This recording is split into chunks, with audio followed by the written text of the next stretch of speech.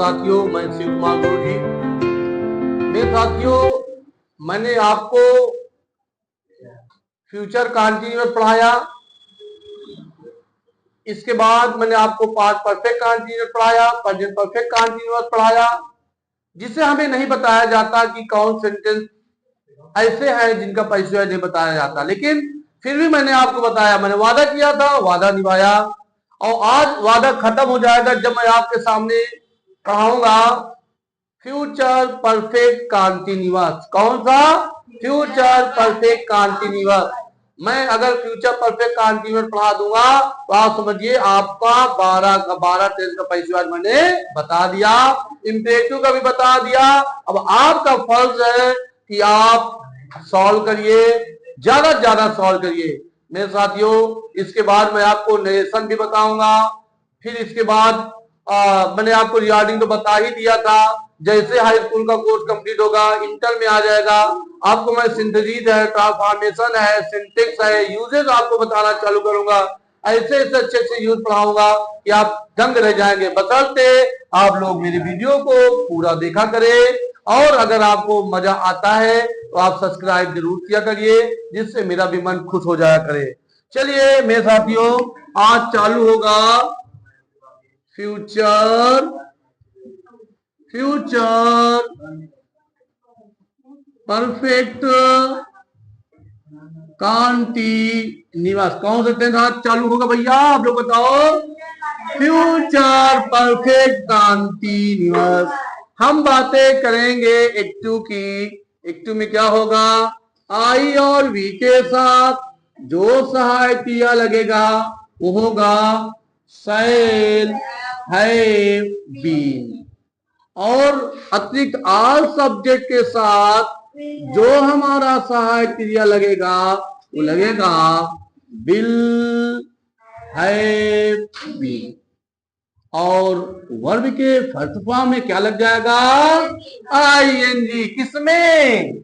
Active. हमें बताना क्या है साथियों?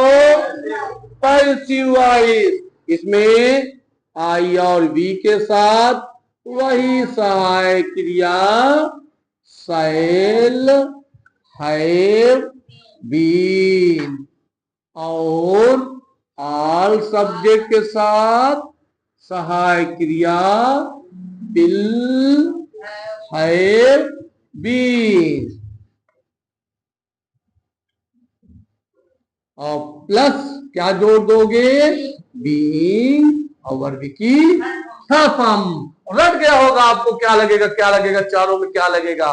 नेगेटिव। अगर विल शैल के बाद नॉट है तो पैसिव में भी विल और शैल के बाद क्या लग जाएगा?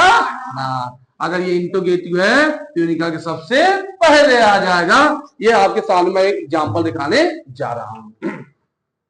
जैसे she will have been taking the tea since morning. तो पैसिव क्या होगा? द टी आ जाएगा, तो क्या बन जाएगा? The tea will have been being, यही तो मेन है, taken by her since morning. ये ठीक है। अगर ये यहां नाट लगा है तो क्या करोगे आप? यहां नाट लगा लोगे। इसको देख लीजिए, जैसे मान लीजिए सी है, विल है, नॉट, हैव हो गया, फिर बीन हो गया, फिर टेकिंग हो गया। ठीक है, आपका टाइम भी बचेगा। तो पैसिव में क्या हो जाएगा? द टी वही है, फिर will, not, have, been, being, फिर taken by her since morning. Third interrogative में क्या हो जाएगा? यदि विल बाहर आ जाए, will she have been taking the tea since morning.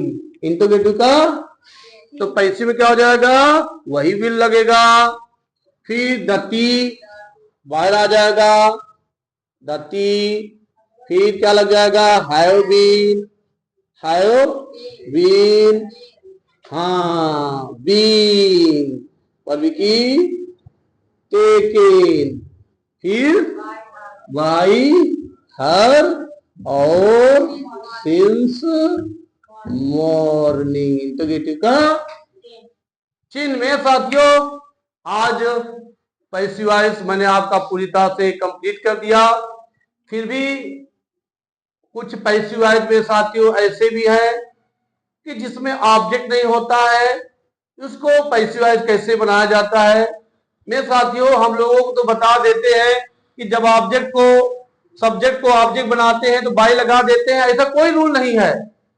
कुछ वाक्य ऐसे भी हैं जहां बाई नहीं लगेगा, यहां विथ लगेगा, यहां पर इन लगेगा, यहां एट लगेगा, ऑन लगेगा। बसलते आपको उन वाक्यों को याद करना पड़ेगा पैसिव वॉइस बनाते समय। ये वाक्य ऐसे हैं जब हम उसे पैसिव वॉइस बनाते हैं तो वहां पे बाई ना लग करके इट लग जाएगा, हाँ एट लग जाएगा, इन लग जाएगा। मैं आपको उस वीडियो को भी मेरे साथियों बता दूंगा। और जहां तक 12 टेंस की बात है, मैंने आपको 12 टेंस पूरा कर दिया है। आप अब जरूर से घर पे लगाया करिए मेरे साथियों। धन्यवाद।